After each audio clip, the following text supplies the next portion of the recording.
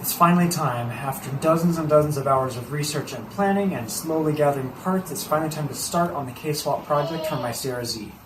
We're going to be pulling out the IMA and the old motor along with all the junk that is currently in there, replacing everything with new or new-ish parts, and of course a K20 engine. This particular project, even though it's simpler than other swaps might be, is still a pretty involved project. There's lots of custom parts, there's lots of work and knowledge that goes into it. This series is not strictly a tutorial of sorts. I'm going to have as much information as I can in every video and detail every step that I do. But there's always going to be some nuance and some differences based on the engine you have, what power you're trying to make, whether you're on a tight budget or you want brand new high-end parts. All of this factors in.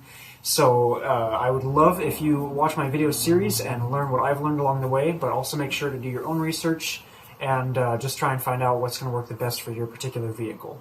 Of course, one of the big questions with a project like this is cost. And what I'm going to try and do is at the very end of the series, once everything's all done, buttoned up, and working great, is do a final video with a condensed version describing quickly all the parts I ended up needing for the final build and what I paid for everything.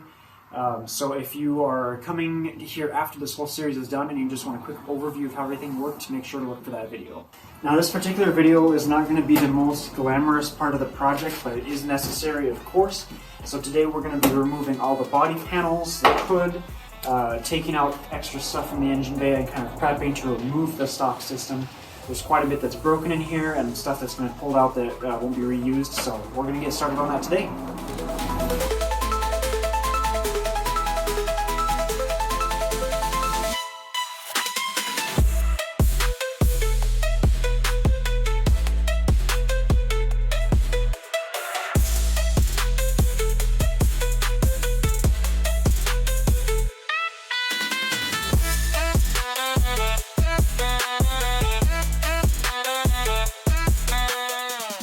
Couple things to keep in mind before we start. Number one is going to be the trunk here. Because the CRZ uses a electronic push button latch, once you have the battery disconnected and start pulling stuff out, that will no longer work.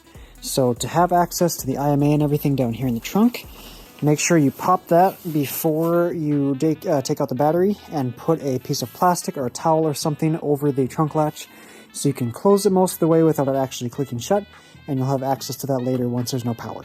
Another thing to consider is your AC system. If you're cool like me, you bought a vehicle that already has a damaged and leaked out AC system, but if yours is intact and working, you're going to have refrigerant in your lines, and those will need to be disconnected for the swap.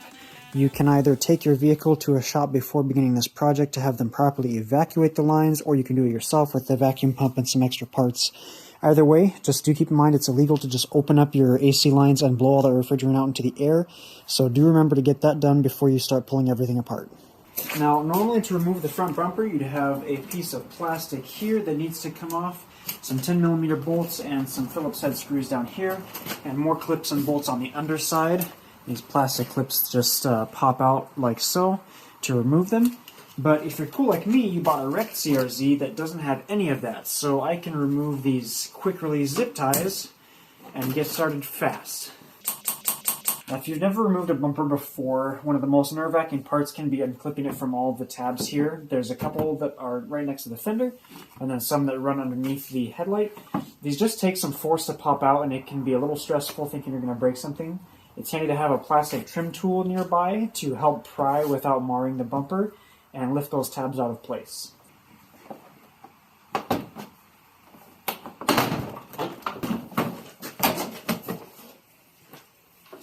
Next up, we need to remove the fenders if you have them. Again, my job is easy here because this one's not even present. Fender is fairly straightforward to remove. It's just all 10mm bolts. We've got here, here, here, a couple there, down by the door, down at the bottom of the side skirt rocker panel, and a couple here right by the headlight bracket.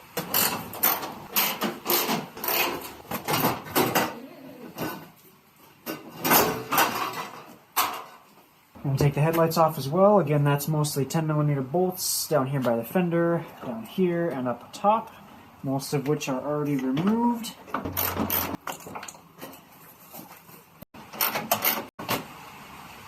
We're going to take out the hood, removing these two bolts on either side to take off the hinges.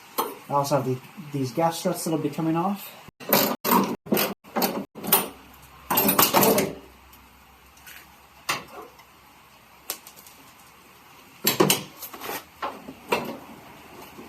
We're also going to need to remove this whole cowling around the back side of the hood and the windshield wipers to get as much clearance as possible.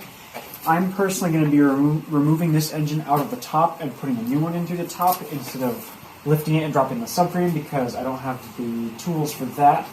So there should be enough clearance from the windshield, and we're also going to try and remove this radiator support and everything to get the new engine in.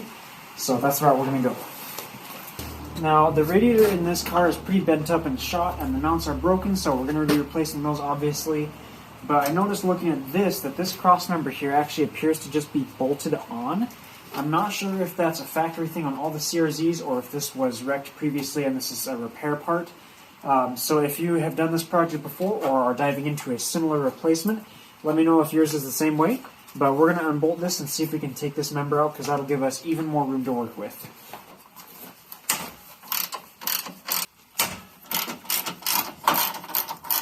So after taking off a few bolts on each side, as well as the radiator mounts and the condenser mounts, this does in fact seem to slide right off. We've got some wire harnesses that will need to be disconnected.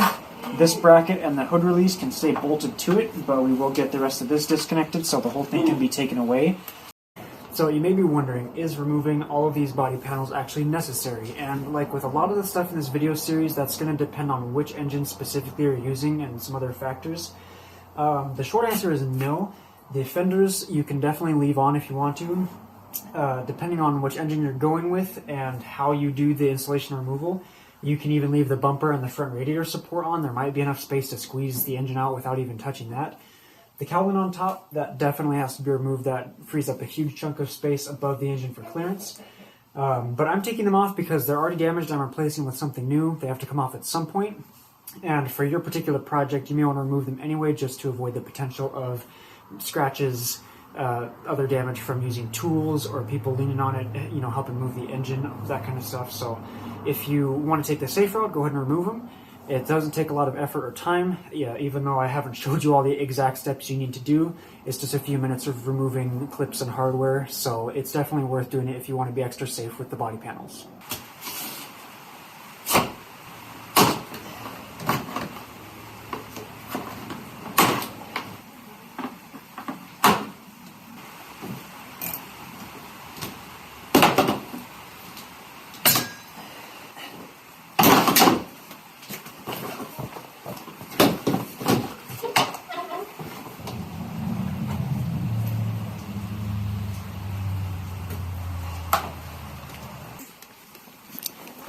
With that plastic shielding gone, we can use a 12mm socket and a 10mm socket to take out the wiper motor assembly and this extra little shielding right here for maximum clearance.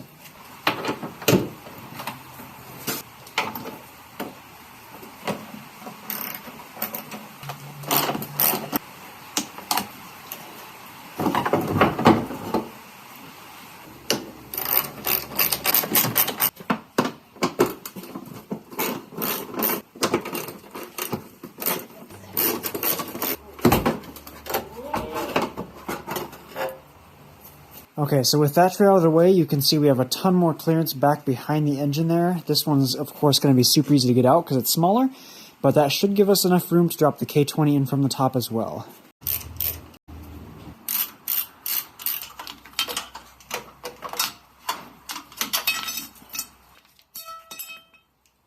As we start unplugging more sensors and wire harnesses and getting things freed up, you're going to see a lot of these. They're sort of like zip ties, except on the opposite side, they've got these little snap fittings, these clips that come through.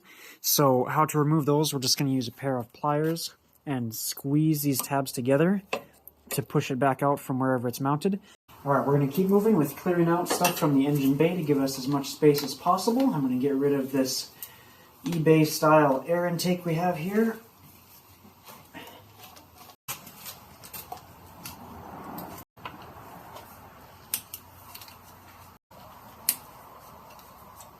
Now again, depending on which engine you're going to end up using, as well as what supporting modifications and tunes you're going to use, etc., it is a good idea to save all the sensors from your factory engine in case you need them for ECU compatibility or if the engine you pick up has some broken ones.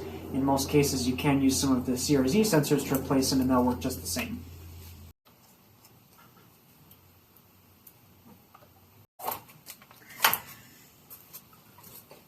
Now that we've got some room here, you can see the cabling for the hybrid battery system. This is extremely high voltage unless your battery is just completely dead, which it's likely mine is, but you still want to have a lot of caution when dealing with these components in particular. Okay, I'm going to start disconnecting hoses. We're going to start getting the liquid disconnections here, so I'm going to drain out the coolant, oil, transmission fluid, all that. I don't necessarily have to take out the fluids that are in the engine, but if I have to pull any sensors later, that'll be nice to not have stuff spill everywhere, and it'll make it a little bit lighter for removal, so that's what we're going to do.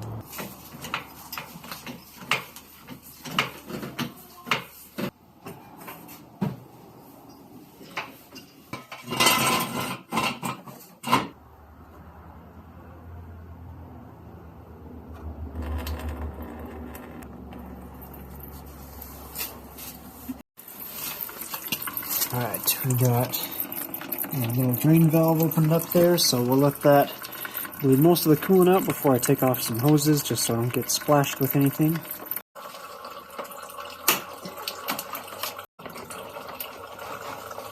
Get this fan wiring disconnected here. We're going to be using some slim fans as well, aftermarket.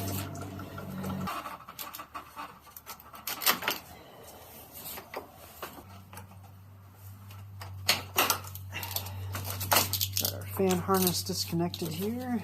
We're going to save and reuse this tank here. It's going to have to be relocated a little bit based on the fans and how much clearance we have on the engine, so that's going to get taken off separately with all the OE stuff. This is probably not the best way to get radiator hose off non-destructively, but for this swap, we're not going to be reusing any of the CRZ lines, and I'm personally not going to be using this particular radiator again, so there we go. And I've got a couple more small plugs and things to disconnect here before the whole radiator assembly can come out. And I apologize if this is not the clearest video to actually see what I'm doing here. But there, when you get in this area and there's more space here, you'll see it easily. There's just a couple more plugs down on the base side of the radiator that we'll have to remove. Okay, here's that little harness. We've got these two plugs here that just disconnect from various spots around the radiator frame. Now we just have to take out the bottom hose. Now this lower hose I'm going to remove from the engine side, I think, just because it's a little bit easier to access without laying down on the ground. Obviously you can take it off either way, and like I said, we're not reusing this hose, so it doesn't really matter if it goes with the engine or your stock radiator.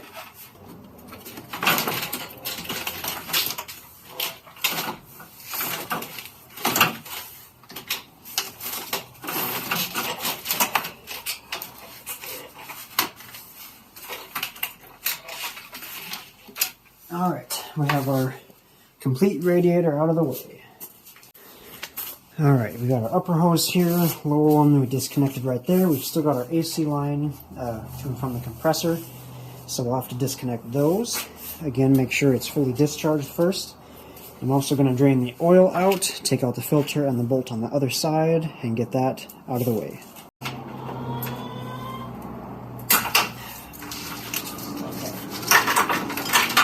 So now we can get this harness completely out of the way. Again, just don't want to have the risk of mangling it up or catching it on something when we pull the drivetrain out.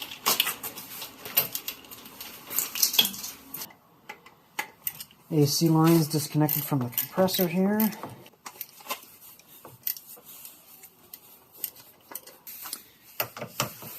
Now, Hasport did say in a video they did on their CRZ K-swap that the fit AC lines actually work better here, including this piping that goes back toward the cabin. So once we get to rebuilding that system, we'll have to see how accurate that is and what needs to be done there. Let's work on the wiring a little bit more. So we've got our fan harness here, that's going to be out of the way. I've got this subwoofer power cable that I'm going to take off of this battery positive terminal here.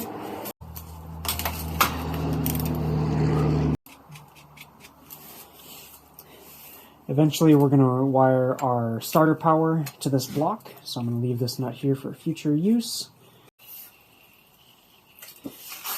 Looks like we've got our 12 volt starter wire right here. Unbolt that.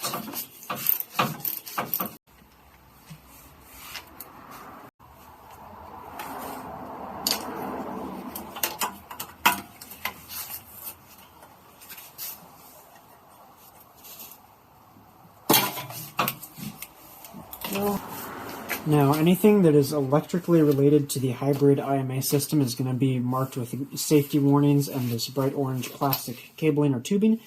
It's very important to remember whenever you're dealing with this stuff to wear insulated rubber gloves to avoid shock. Even if your battery doesn't seem to hold charge, even with the 12 volt gone, it's always better safe than sorry. We're going to disconnect this connector right here, and I'm going to go into the removal of the actual hybrid battery system in the trunk later. Now it's a little bit tricky to remove, especially if your connector is kind of dusty and dirty like mine is, but we're going to press in this locking tab right here and rotate this upper arm on the housing backward. Rotate it this way to release the full connector from the engine.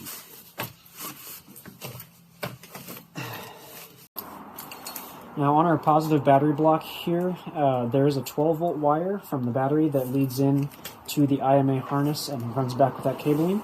Since the entire IMA system is getting pulled out, we are going to remove that.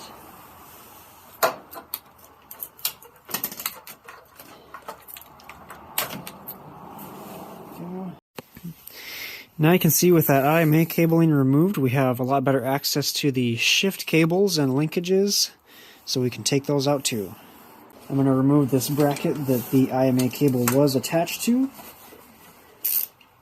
Now we've got these cotter pins here that we can remove.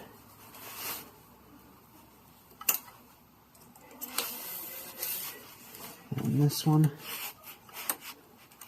right underneath our clutch line there. Take those out. And our end links can pop off the shift selectors. With the ends of the cables disconnected, we're going to pull these clips out so the cables can be released from the transmission bracket and pushed out of the way.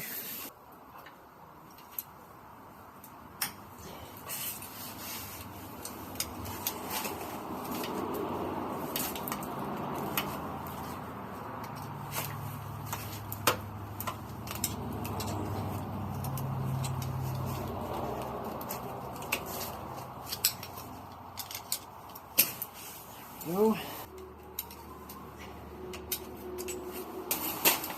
Alright.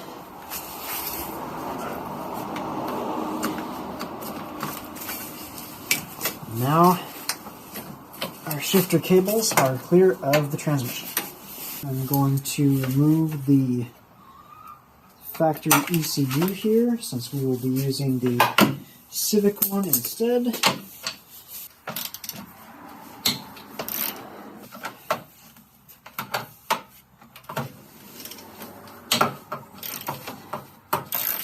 So here on the back side of the ECU module, we have 3 connectors that are all going to be unplugged, and we'll go into the wiring specifics of how this is going to bridge to our K-series engine later.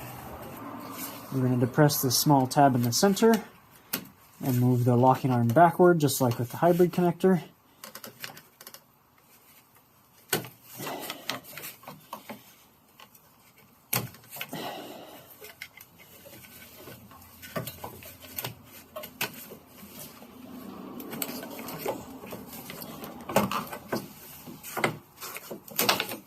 Okay, there we go. Now, while all these connectors look super similar, you might notice close up there's some notches on the edge that align the connector in one direction And on each of these, they're in slightly different positions and they're slightly different sizes, so you won't be able to connect them in their wrong locations. These two appear to go to our engine harness, which is going to be removed here shortly. This one is probably going to our body harness, which will require a couple modifications to work correctly with the Civic ECU. With the ECU out of the way, I'm also going to remove this bracket since it's on top of the engine mount right here. So we'll get that out of the way and see if we can reuse it later. These two main cables coming out of our original ECU route to our engine directly through here. There's a couple more connectors here we need to remove, and then that can all be disconnected. To remove this connector, we're going to push up on this tab from the back side and rotate the locking arm backward. And it looks like this is what our tuner's jumper harness will connect to.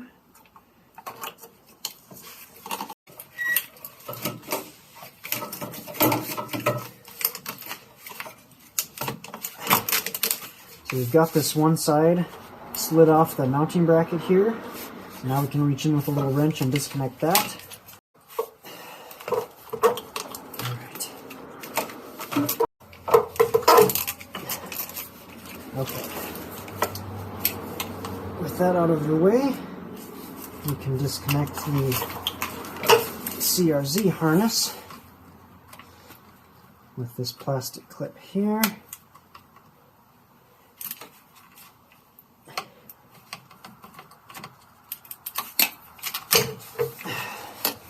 There we go. So now our engine harness is free. We've got a ground wire here that we'll disconnect and reinstall later.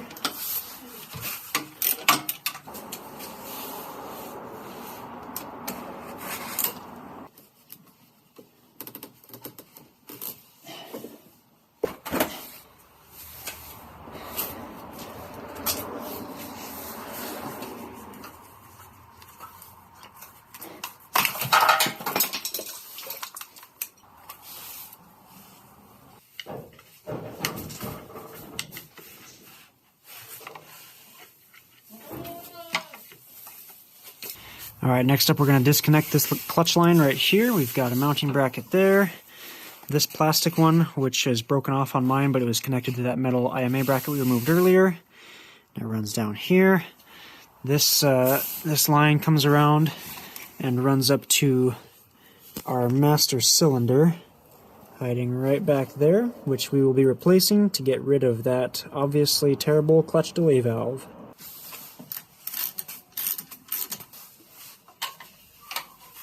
I'm just going to hold the upper side of the clutch line with a 17mm wrench and use a 10mm on the bottom side.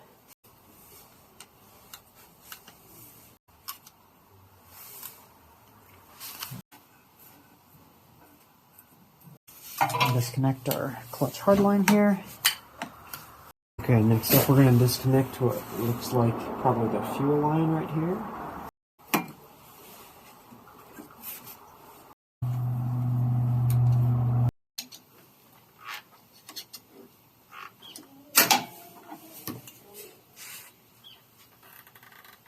Now I'm going to disconnect the harness right here for the secondary or lower O2 sensor, since we're going to disconnect the exhaust here as well. We'll pull out the battery tray here just for a little more clearance. Again, we can put that back later.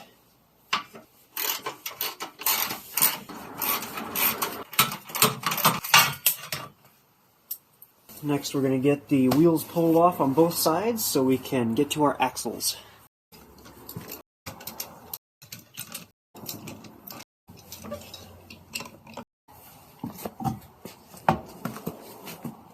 Now, to get the axles out, the main thing we need to do is take out these two bolts from the strut and lean the knuckle forward.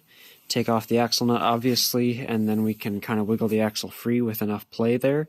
I'm going to actually disassemble most of the front suspension. We're replacing the lower control arms, and we have to do an alignment anyway, so I'm not concerned about kind of unbolting everything here. So I'm probably just going to show a quick time lapse of everything I take apart here to get the axles out. It's not all required, but we're going to go for it.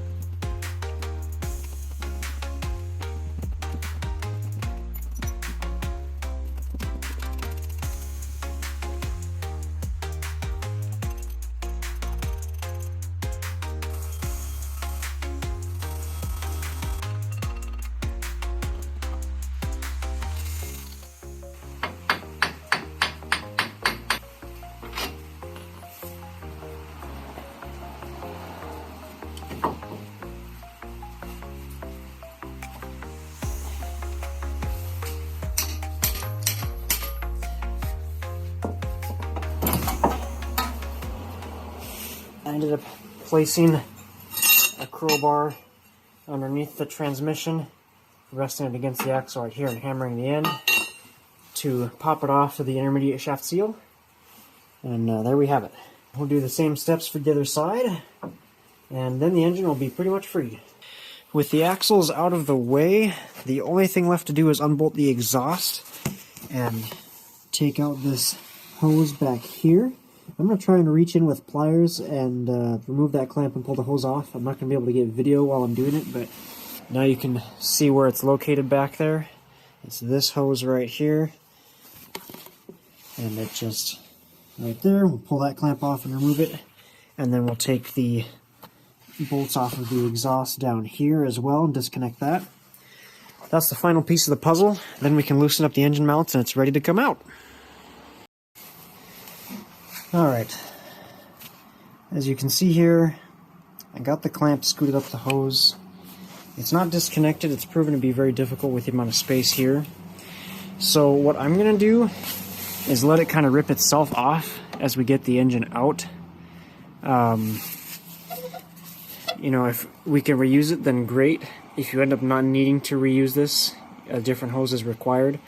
I'll put that in a future video, and you can just cut this hose to make it super quick and easy on yourself. Okay, so I am standing and reaching down behind my engine here. So this is coming down from right over the exhaust manifold. Here's our 2 bolts. These are going to be the same type of thing you'd find if you're replacing the muffler on the end.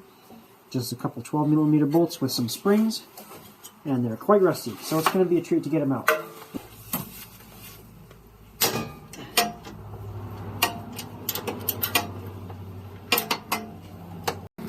Here's the segment of the exhaust we're working on. This bolt right here is the one we just cracked loose. Down on the other side. And this guy right here is the one we're working on next. Also a 12mm. Right there. And there's a third and final bolt right here, which I believe is a 14, that is holding it to this bracket. I have to take all 3 of those out. Alright, that ended up being quite a bit of work, and I sheared off one of the bolts right near the end, which is to be expected for their condition, and since we're not reusing any of the exhaust on this car anyway, that's fine. Now I'm going to go into more detail about the exhaust setup in the future, because it's going to have to be custom made basically no matter what you're doing. So we'll talk more in depth about that and the cost of doing that in a future video. But for now, she's free. Don't forget to disconnect the lower ABS sensor hose from this bracket one more time, because this is going to stay on the transmission when we take it out. Make sure you don't want to rip that cabling if you're going to end up using a second sensor later. Everything that we need except that one hose I mentioned that we'll take out tomorrow is disconnected from the engine, and she is ready to come out. So tomorrow is the day that this is lifting out. We're going to do that in another video. This video basically just covered everything that I did to prep the engine for removal. I hope this was detailed enough and that you were able to get a good idea of everything I took off. If there's anything that I missed that I discover, of course that'll be at the start of the next video. But for now, I think it's ready to go, which is really exciting. So keep an eye out for the next video. We're going to go over removing the engine. We're also going to go over taking out the rest of the IMA battery system in the trunk in that video, as well as getting rid of the rest of the exhaust piping all the way down. So, stay tuned for that. Thank you so much for watching and participating in this project and journey with me, and we'll see you next time. Tools and parts laying all around. I got the hood up and the engine on the ground. Lowering the Honda up in the HP. Heart surgery with the K20Z3. Switching motors, tuning